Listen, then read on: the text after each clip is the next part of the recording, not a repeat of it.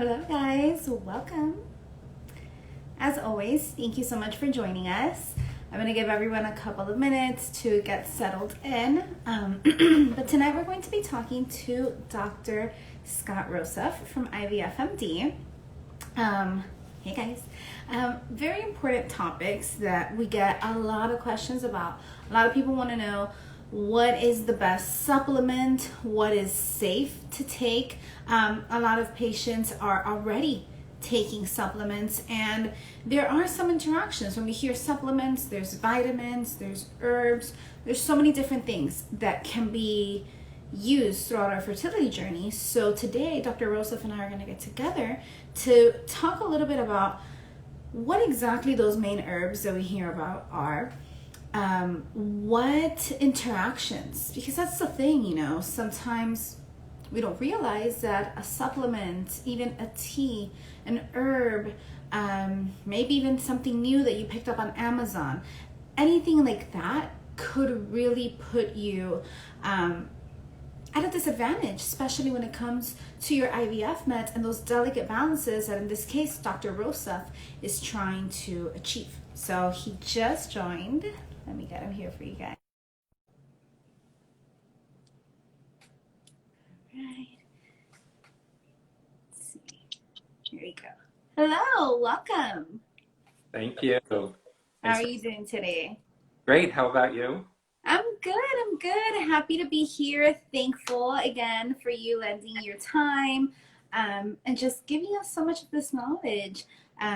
I gave a little bit of an intro as far as what we're going to talk about today. Those supplements, how we use them, the effect that it can have on those IVF protocols. So we're definitely going to go into that. And as always, guys, any questions that you have for us, feel free to type them in at the end of the live. We're going to leave a couple of minutes so we can go over, address some of those questions. And as always, we're on Instagram, Dr. Scott Rosef and Ova Health. And you can always reach us via DM or directly at our offices. So with that being said, once again, welcome. And let me start by talking a little bit about acupuncture, herbs, and IVF. A lot of our patients know or hear us say when we're doing IVF, we don't use the Chinese herbs. And that's something that I wanted us to talk about today just because it's a common protocol. One of the main things that I wanted to open up with was the very important aspect that is timing. As far as Ova Health is concerned. When we use the herbs, we urge patients, allow yourself about 3 months before stimulation so that your reproductive acupuncturist can use herbs because they're very powerful and make sure that we don't have an interaction with any of the IVF protocols or IUI protocols that you sometimes use. So tell me a little bit about, your experience with that and what happens when the patient just says, listen, my transfer date's tomorrow. Can we just go ahead and throw some herbs in? No. Absolutely. So when it comes to in vitro fertilization, IUI, or natural conception, I'm known for what I call leveling the playing field before pregnancy. People come to me with challenges, problems. We've been trying for X amount of time to get pregnant, history of miscarriage. And so by the time that my patients reach me, it's clear that something is going on, something is wrong, there are problems, and the first thing I need to do is find out what the problems are. Once I address them, or as I'm addressing them, example, I'm an expert, as you are, in polycystic ovarian syndrome, PCOS. I get records from patients, new patients, from where they've been at other fertility centers or from their doctor, their OBGYN, and I review those records prior to the new patient consultation. I have many patients who either have been told they have polycystic ovarian syndrome, know that they have it, suspect that they have it, or don't suspect that they have it, but I look at the records and I say it's clear to me This is someone who has PCOS. PCOS is a hormone imbalance, and one of the things that's known about PCOS is that the egg quality is not quite what it really should be or needs to be. It doesn't mean the eggs are necessarily bad. It's just that they're not what they could be or should be if she did not have PCOS. So when I suspect PCOS or know that someone has PCOS, even at the initial consultation, I'll recommend certain supplements to replace and renourish the eggs. And that will give us a jump start on the time while we're getting the testing done and while we're putting protocols together. It gives us that at least 3-month time frame before we get started with treatment to best nourish the eggs. Or I'll test women or find that women have diminished ovarian reserve. And if that's the problem, then we've got an egg issue and we have to do a different kind of a treatment to try to supplement and strengthen the eggs, especially if we're going to proceed eventually with in vitro fertilization. So many women, whether they're older or have a history of repeated failures of treatment, want to move forward aggressively and rapidly with me. And when I see them, I tell them that's one of the worst things that they can do. They have to go through supplement treatment to try to maximize their eggs and their bodies before we move forward, so that when we move forward, it will be the best chance of success. So we have to individualize the supplementation, whether it's herbs, whether it's vitamins, whether it's nutrients, according to each individual patient. It's not one size fits all. It's not, okay, everybody gets these herbs or gets these vitamins or supplements, because what works for one person may not work for the other, and so on. So you and I both take an extensive history. We look at where a patient has been, if they've been somewhere before we can really know and best determine where they're going from here.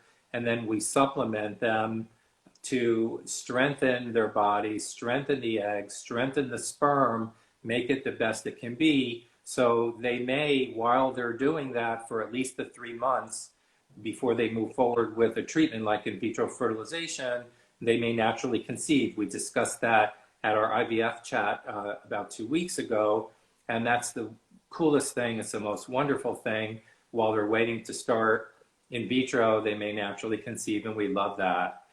But it's always important to take a half a step back, dot the I's, cross the T's, make the sperm the best, make the eggs the best. If it's coming down to embryo transfer, strengthen the uterus, get the uterus to be the best it can be, good blood flow, good environment to optimize the odds of success. It doesn't guarantee success, but it gives the highest chance of success, and it's very much worth it. One thing that I wanted to, and I wouldn't do the conversation justice if I didn't ask you about it, because you're such an expert in PCOS. A lot of our patients come in and either they're asking or they're already taking, you know, I was talking about my inositol. And there's a lot. I mean, you can get it on Amazon. It's a lot of different things. We know that it helps greatly with insulin resistance. We know those benefits. But I wanted to get your opinion and your outlook on, among all those different options, what do patients look for? Are there things that they should know when choosing this supplement? And is it for everyone that has PCOS?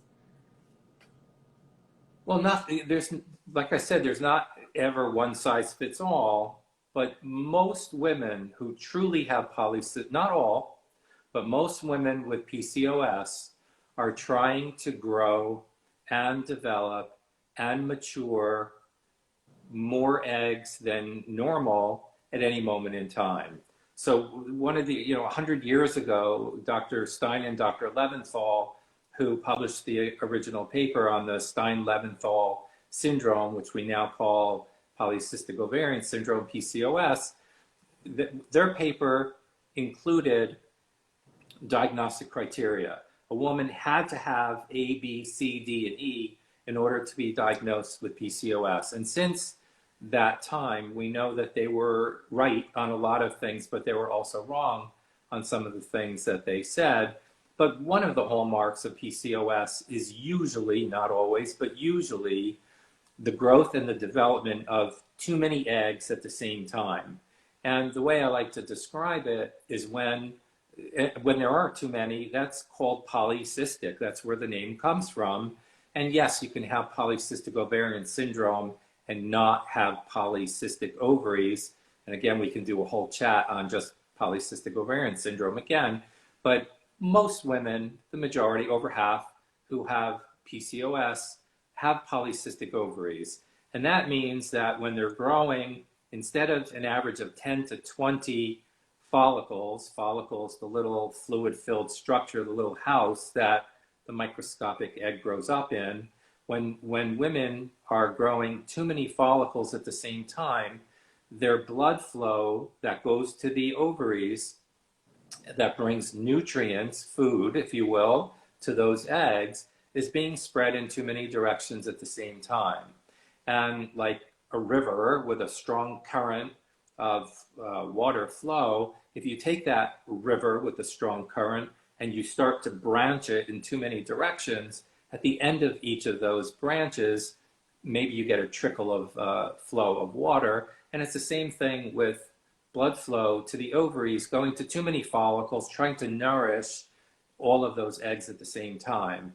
And so the egg quality is compromised because we're missing vital nutrients in those eggs to make them the best that they can be. And so I see too many women who failed in vitro fertilization at other facilities where this was not taken into account by renourishing those eggs. And they just say, oh, your follicle count is 50. So that's tons of eggs. So we're just going to move forward with in vitro. And they retrieve 42 eggs and end up with one embryo to show for it because the egg quality wasn't quite so good. We didn't get good fertilization. They didn't get good embryo growth and development. So it's really important to nourish it. Published studies have demonstrated, and this comes from in vitro fertilization, IVF, when I told you that the egg grows up inside this follicle, this little fluid-filled house, and that fluid bathes the egg in the nutrients to make the egg the best quality it can be. When we do in vitro fertilization in polycystic patients who have not had nutrient supplementation and supplements, we take the follicular fluid, the fluid that bathes the egg, and we analyze it. And we have found that there's a particular type of a food, nutrient, often found in wheat products and certain grains, and it's actually in the vitamin B family. And this type of a nutrient is called inositol. And like I said, there are inositols found in foods, but the deficiency found in the follicular fluid of women with PCOS compared to the follicular fluid of women who don't have PCOS, they're found to be deficient in inositols. And so many studies have been put together to try to determine the best way to replenish and renourish the inositol into the follicular fluid surrounding the egg. There are 9 different types of inositol, and these different types are called stereoisomers. And these studies looked at, let's give this one, and that one, and it's been found that, yes, myoinositol that you mentioned, Dr. Zakes, is very important, but there's also a different stereoisomer of inositol called dichryoinositol. The studies that looked at, and those are the predominant out of the 9 different types, are the myo and the dichryoinositol. And when dichryoinositol alone was given to nourish the patients prior to egg retrievals, and we looked at their eggs and we looked at their embryos and we looked at their IVF outcomes, it wasn't quite what it really should have been. So D-chiro was not the answer. When we look at myo-inositol, it works way better than D-chiro-inositol, but somebody put together different ratios.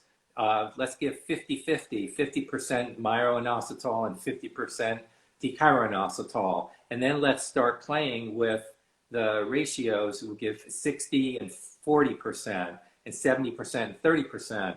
And this was actually done in some studies. And I looked at some of those studies and synthesized the data and put a lot of that information together in a paper that I published in March of 2020. Yes.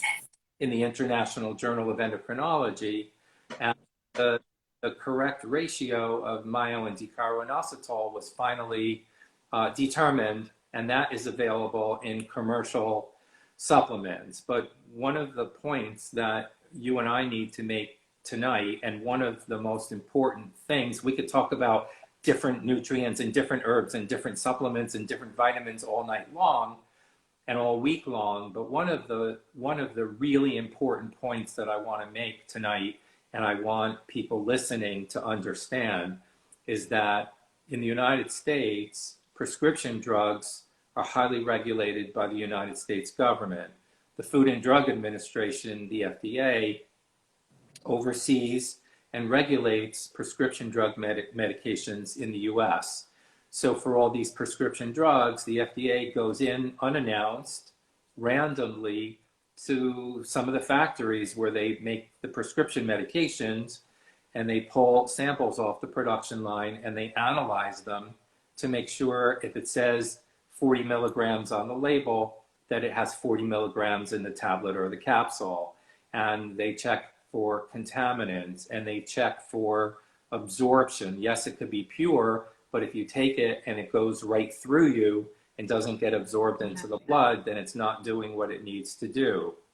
But with over-the-counter supplements in the United States, example, the inositols that we just discussed, there's no oversight of any of the supplements. There's no regulation. So somebody listening to us tonight can make inositol at home, put a label on the powder, and say it has a 40-to-1 ratio of myo to D-chiro-inositol, sell it at Whole Foods, and it could have nothing in it, or it can have contaminants in it, or it can have bug parts in it, or it may not get absorbed into the body. And so the big point that I really want to get across, major point tonight, is that not all brands are alike. There's a lot of counterfeit supplements out there, and this has been admitted by some of the companies that make these supplements. They have told us that there are counterfeits out there, many of which happen, and nothing against Amazon, but some of them sold on Amazon. And in fact, a month or so ago, maybe a couple months ago now, Amazon actually admitted that many of the supplements that are sold on Amazon are actually counterfeit as well. And that's very important, not just the brand that we recommend to you guys, but where you are purchasing it. Because you'll look, a lot of times I've seen some of the herbs that we carry, which are sold only to practitioners, because guys, it's medicine, you know? And I go on Amazon, and it's on Amazon. I have no idea how. And according to the manufacturers, which we've called, they say, no, you know, we're not selling anything on Amazon. So either that's a counterfeit or somebody's reselling. So always be very mindful that you're purchasing. It's eye-opening. And I'd like to just give a really quick example of it. Of course, please. Many years ago, I published a paper in the Journal of Reproductive Medicine about a particular supplement that I did research on, and no one else had done this research. And this supplement is a particular extract of a particular species of pine tree, and it comes from the pine tree bark that is exclusively grown in a part of France. And this supplement is called pycnogenol. And so I did research over a period of time and I published my research in the Journal of Reproductive Medicine showing that pycnogenol improved certain parameters in sperm. So I had a patient of mine at the time who, when the paper came out and the research came out, decided to contact a vitamin company based in California, very well-known vitamin company that sold vitamins and supplements, and ordered pycnogenol. Got the bottle, and the pycnogenol tablet said 50 milligrams, 100 tablets on the label.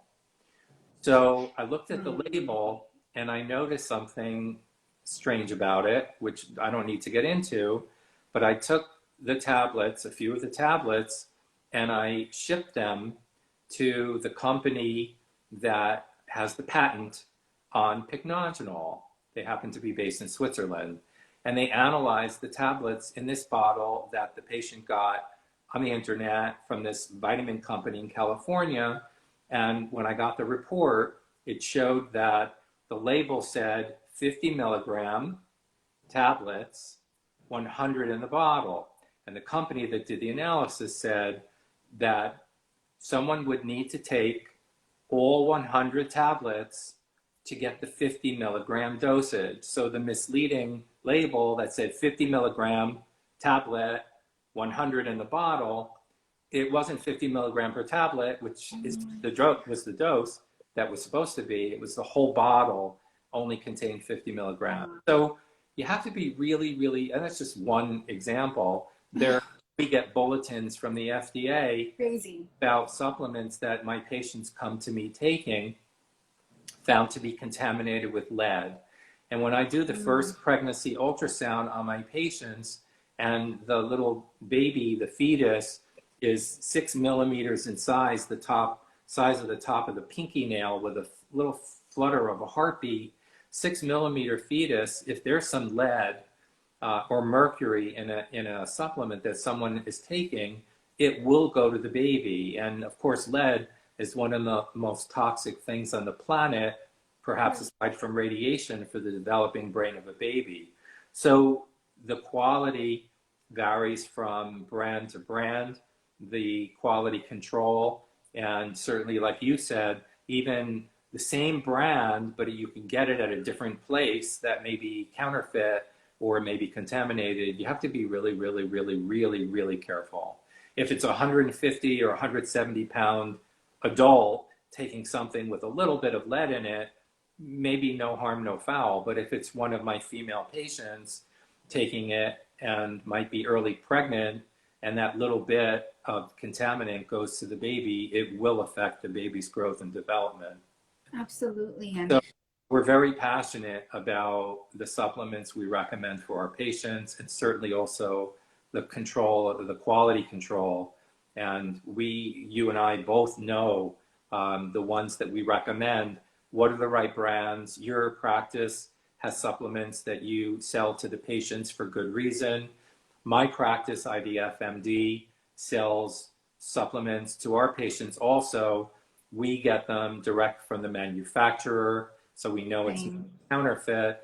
Plus, we know from an independent third-party agency, one of the most widely trusted organizations for testing over-the-counter supplements, that the brand that we have has been tested to be pure. It has in it exactly what it says on the label, not more, not less, no contaminants.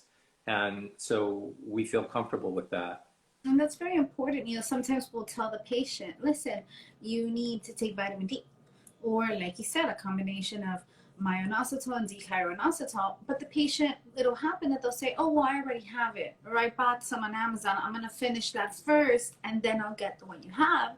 And I tell them, listen, it's not that I want to sell a supplement, but, first of all, we make sure that the companies that we're working with, like you said, that they're pure, that they're companies that have independent testing of their products. So yeah, I could have maybe 5 brands to choose from, but I'm going to go with the one that I know has the research. And more importantly, like you said, we purchase directly from manufacturers, we're able to assure that. So sometimes patients say, oh, well, I just want to get it on Prime because it's going to take another week. I promise you guys, wait for it, because there's reasons why.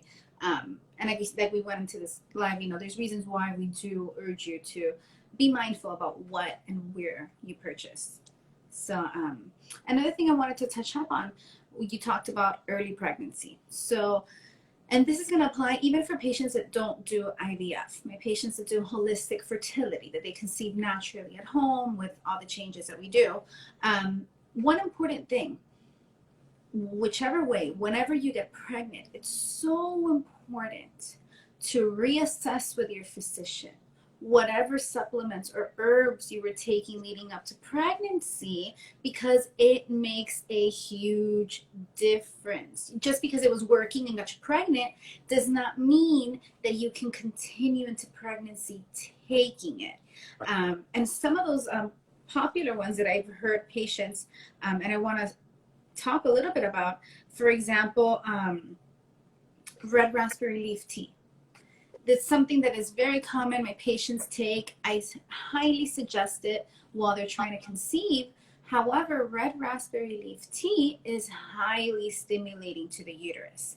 In early pregnancy, we do not want to highly stimulate the uterus. We want to, on the contrary, remove any of that. So very important, something that might seem harmless that actually helped leading into pregnancy can definitely be an issue. Are there any supplements or anything else that you've seen that's very important to note as women transition into pregnancy?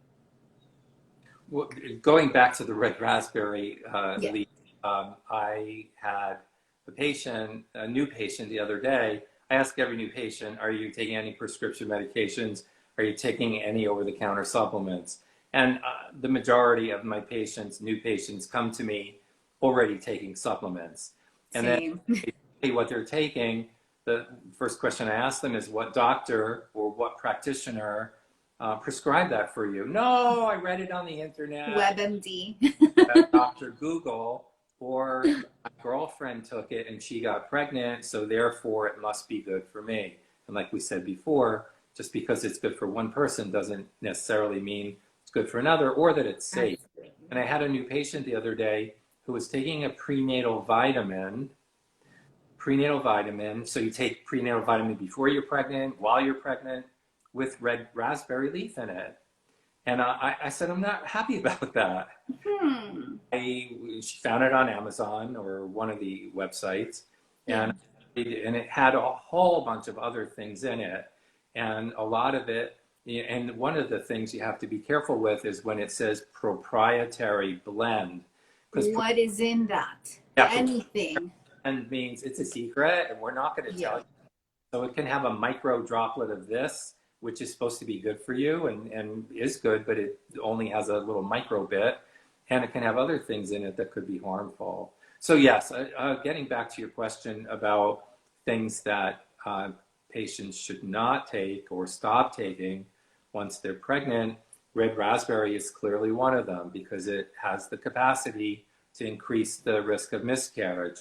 I've seen patients taking supplements with licorice, and I'm not talking about the little licorice sticks that you get, in the candy. The roots, the licorice root. But licorice herbs, because the licorice candy really doesn't have licorice in it. But real licorice, which is rhizo something or other, the herbal term for real licorice, is contraindicated. It increases the risk of miscarriage. So Absolutely. There are a lot of things that people take before they get pregnant or to get pregnant, but once they're pregnant, they stop. Vitamin D, I'm huge on vitamin D. I've put Facebook articles up about vitamin D and its importance for health and its importance for fertility. I urge my patients not to stop their vitamin D supplements when they're pregnant. We just talked about the 40-to-1 ratio of the Myo to D-chiro, and it's interesting because I've been doing this for over 30 years, and I've been researching inositols for a very, very long time, probably decades. And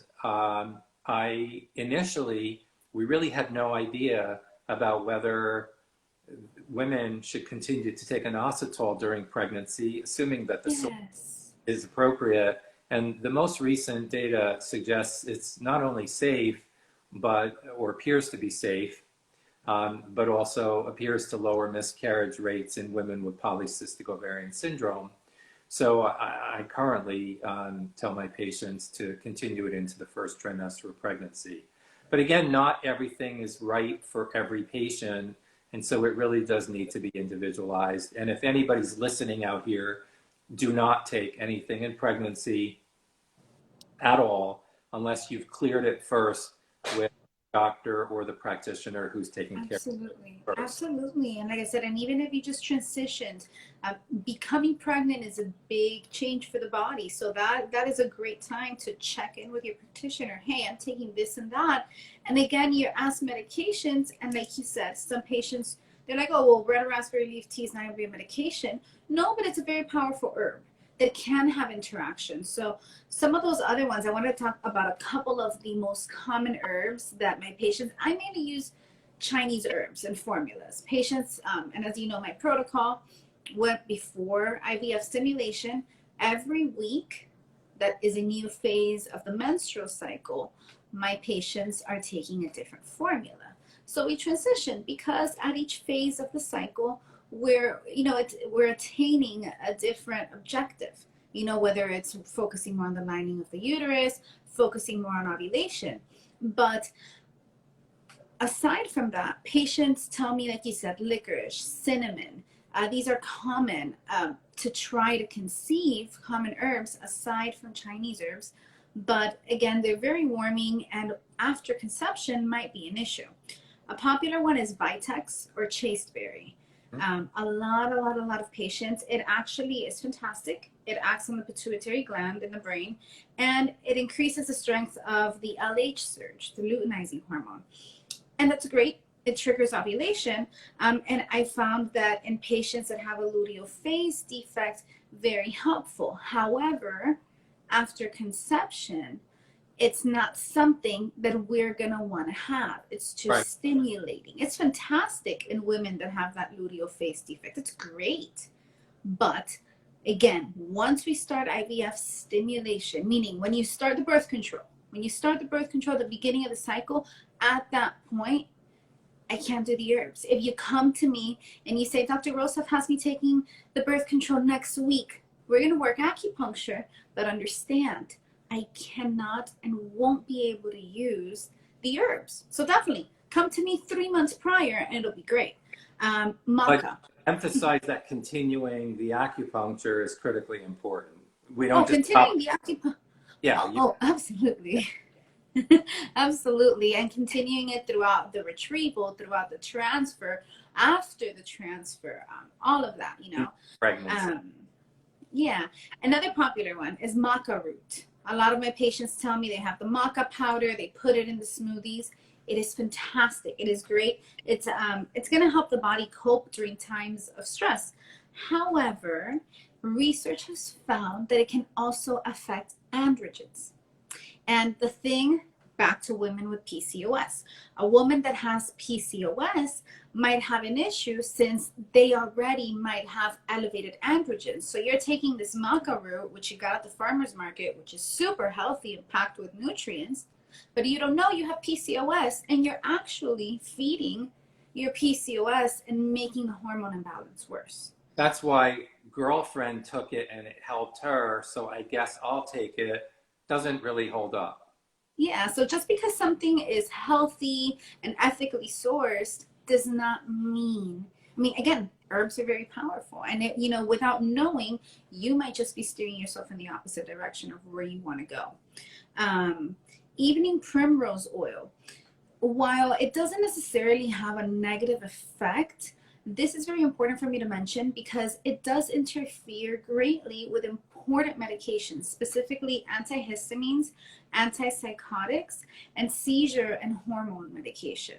So a patient that's epileptic, if you're taking evening primrose oil, yes, it does have effects to help improve your fertility, but at the cost that we might be interacting with your anti-seizure medication. And that's just such a bigger issue. than you can imagine.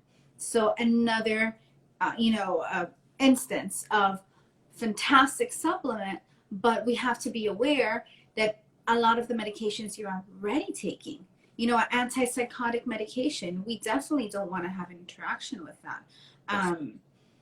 Some of those medications as well that you see in practice, are there any of those major effects that you can think of that are keen of when it comes to interacting with the common medications you use for IVF? Well, like I said, the psychiatric medications are, they're so sensitively balanced that we have to be really, really careful supplementing anything into patients who are on any of the psychiatric medications. It's like when you talk about, can we use generic psychiatric prescription medication? For a lot of medications, generics are just as fine as brand name, but anybody who knows anything or any better will say that we don't go with generic psychiatric medications. And so it's the same thing with supplements and with psychiatric drugs.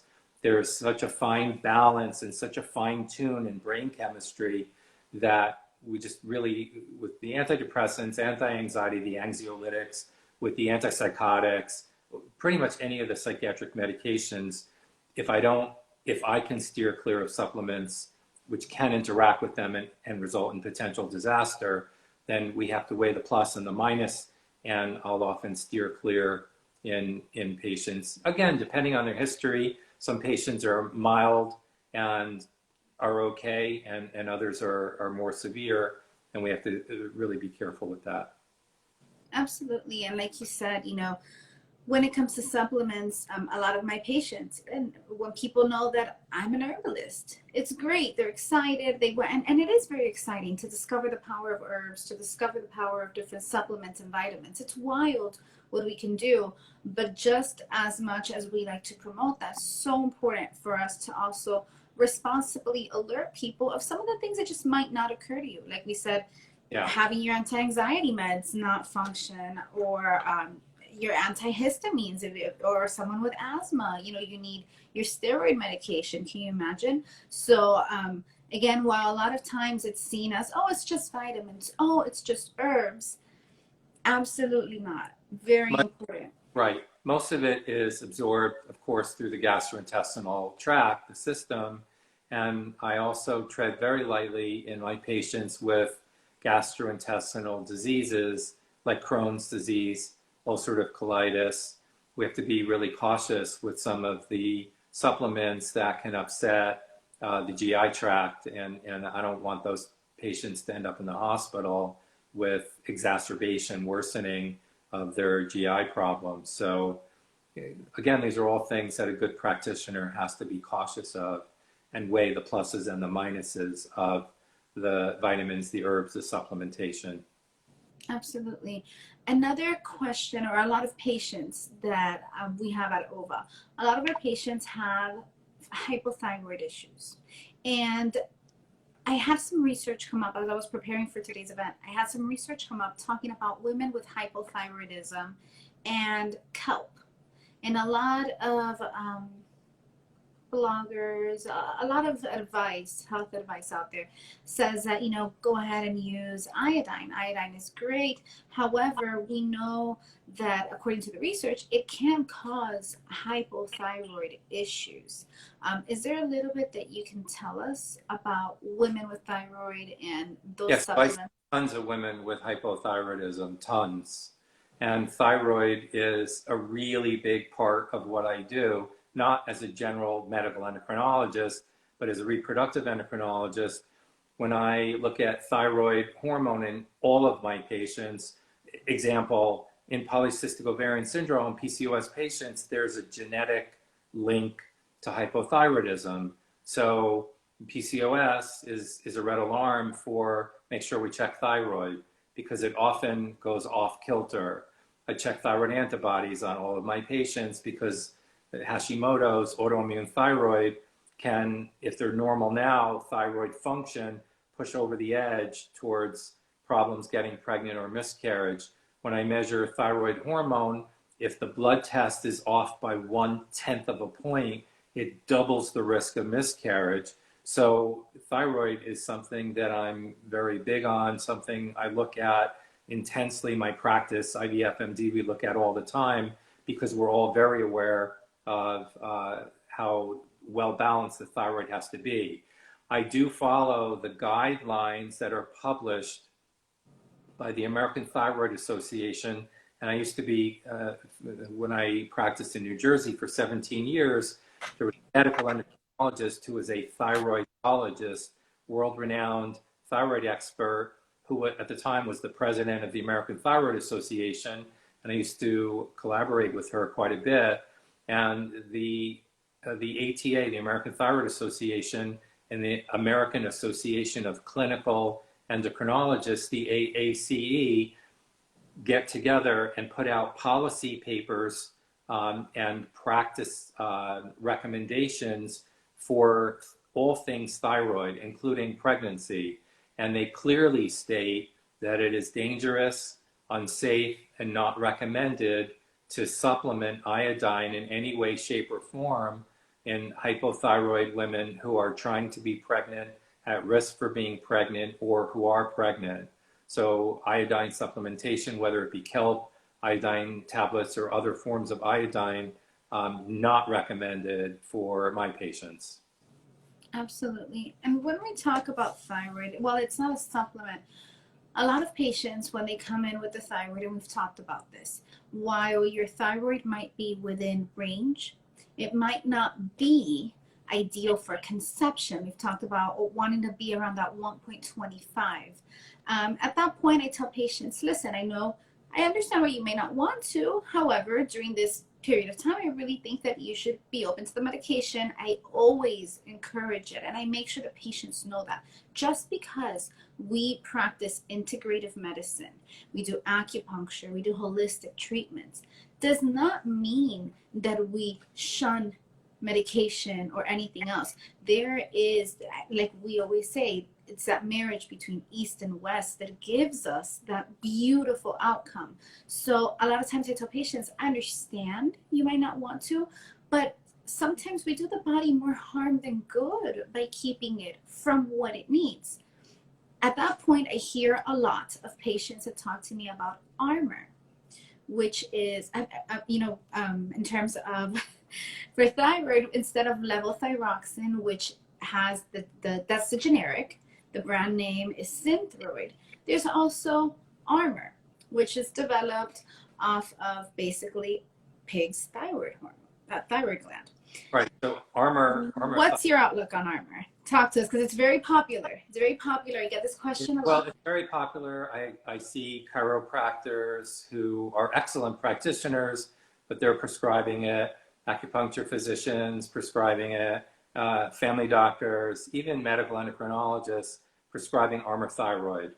There's nothing wrong with Armor Thyroid in women who are not trying to be pregnant or at risk for being pregnant or are pregnant. But Armor Thyroid contains two types of thyroid hormone, T3 and T4. And the American Association of Clinical Endocrinologists, the AACE, in conjunction with the American Thyroid Association, the ATA, have a policy paper clearly spelling out in women who are trying to be pregnant, want to be pregnant, or who are pregnant, it is not for the baby to be exposed to T3 supplementation.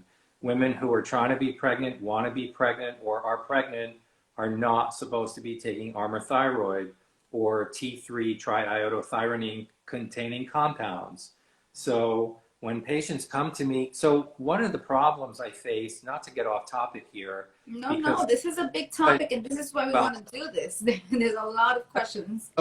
So I, getting a little bit off topic, when I have guys coming taking testosterone, they feel amazing. They have great strength. They got big muscle mass. They feel like they can conquer the world, but it shuts down sperm production. And when you tell these men you have to stop it, they don't want to stop it. Number one, they feel incredible, better than they ever felt in their entire lives. Number two, and when they do stop it, if I can get them to stop it to regenerate sperm production, they feel like they hit a wall running at 1,000 miles per hour. They feel like what the cat dragged in. So where I'm going with this, it's the same thing with Armour Thyroid. When my patients come, there is an effect on the brain. And when my patients come taking Armour Thyroid, they feel great. They have a lot of energy. They feel amazing. And when you tell them to stop it, they don't want to stop it. I tried to stop it once, felt horrible. I got right back on it, feel like $1,000,000. Or when I tell them to stop it and they never tried before and they do stop it, they feel horrible, a lot of my patients. And it's really, really, really difficult to wean them off of it so that I can get them on Synthroid Pure T4 as is recommended for women who want to be pregnant. T3 is not appropriate for the baby supplementation. And so I tell my Armour Thyroid patients and my patients taking these other thyroid extracts that it's not in their best interest, and it's certainly not in their baby's best interest. It's not my decision. And I even had a patient the other day who I sent a message to, I text messaged her a link to the PDF of this 100-something page statement by the ATA and the AACE so she could read for herself how T3 is not recommended for women who want to be pregnant. So it's a battle sometimes. It's an important one because, like I said, my patients always come to me wanting an alternative, wanting something that is, not as invasive or not as strong. However, well, pig extract is not human, number one. It's like giving a menopause woman Premarin, which is pregnant horse urine estrogen, is Premarin. That's what Premarin is. And yeah, a lot of women feel good on it. They feel great on Premarin, menopausal women, but it's pregnant horse urine estrogen. It's not bioidentical. It's not the same thing that the human body makes. So when we do Synthroid, which is brand name levothyroxine, it's basically bioidentical. It's putting back into the body the exact same molecule of thyroid hormone that the thyroid gland is producing, and it works, it's safe and effective, and that's what's recommended. Yeah, absolutely. I mean, and I will say I have hypothyroid. I myself take Synthroid, and very important, since we touched on it earlier, something that my endocrinologist told me years ago when I was trying to conceive was make sure, at least for me, Synthroid is measured in micrograms, not milligrams. And he said, if you can, get the brand name over the generic, because it ensures, given that it's such tiny dosages, it ensures a higher accuracy for the dosage that you need. So again, to those women trying to conceive, and you're looking to what are those things we can look at, that was a change that I myself made. And I did find a difference when I went from that generic levothyroxine to the Synthroid. I had a new patient today who came to me taking levothyroxine, long history of hypothyroidism, and I told her that now that she's going to get pregnant, I'd like to convert her over to brand name Synthroid. I said it's a little bit more expensive, but it's not, the generic is not the same. It's not the equal quality. Many things, like I said before, are okay to have generic antibiotic. It's going to get the job done. But when it comes to thyroid or psychiatric medications, it's very dangerous to play with, especially in pregnancy. In pregnancy, mom needs the thyroid hormone and baby needs the thyroid hormone. So in pregnancy, there's the metabolism changes and the thyroid gland changes, and baby's cellular growth and development and normalcy takes mom's thyroid hormone for the baby to grow. In the first trimester of pregnancy, the baby's thyroid gland does not function, and the baby's growth and development and normalcy depends on mom's thyroid hormone. So you can't play with generic. You shouldn't play with generic. That's my opinion, and a lot of opinions. And so, and I say, even though it's a little more expensive, A, it's worth it. B, sometimes you go to synthroid.com and they have a coupon. that you can show to the pharmacist and get a discount. Good RX. I know that, not And to then, plug them, right, but it's great. right. You go on GoodRx, or they have a couple other ones now, and you often can get these coupons, and the savings is great. So it's worth it. I mean, I think honestly, just on PCOS and on thyroid alone, we could do a whole nother talk, because there's just so much, you know, and today we're just scratching that surface with supplements, but there's just so much to be aware of and to know, especially as you start to prepare your body. But again, I want to reiterate the major point that I really want to drive home to anyone who's listening to us is that when you have a reproductive healthcare expert like Dr. Zakes, or reproductive endocrinologist like myself, it's really important for you to consult with an expert. A, do I need to take supplements or not? B, if I do need them, what are it's not one size fits all. Don't just go into a chat room and see that this one's taking it and that one's taking it, so it must be good to take. So you should consult with an expert in reproductive medicine to determine what herbs, what supplements, what vitamins you should be taking, and not only which ones to take, but which brands and where should you buy them, because it can really make or break so many different things. Your success or your failure, the health of your baby could be at stake if it's a lead. We got this bulletin with about 13 different brands of turmeric, which a lot of people take. It's That's great so crazy. anti-inflammatory, but 13 different brands of turmeric found to be contaminated with lead, and one of them was being sold at Whole Foods. And nothing against Whole Foods, but you just have to be really, really careful. So Well, they don't have a medical expert like yourself that's necessarily looking at that. And again, so important to check in with us, you know, to really look at it. Another reason why 100% when you come on board, sometimes we're going to have you do a full blood work, the panel, like we talked about. We're going to have you do it. So many times I have patients that tell me, well, yeah, I have a vitamin deficiency. I go, well, how long have you taken this vitamin for? Oh, like a good 7 years. Well, how deficient were you? Like, are you still deficient? And these are the things that, again, this is why we do the work we do. Because we're thorough. Do you even need it? Somebody all they needed vitamin D came to me recently, taking 10,000 units of vitamin D a day for a long time. And when I measured it in the blood, her level was well over 100. And yeah, vitamins are vitamins, but vitamin D toxicity could damage kidneys. Oh And my so goodness, yes. predicated upon the blood level, and once you fill up the vitamin D tank with perhaps 10,000 units, if that was what was needed, then you go to a maintenance dose that's lower so that the tank stays somewhat full. So it has to be done right.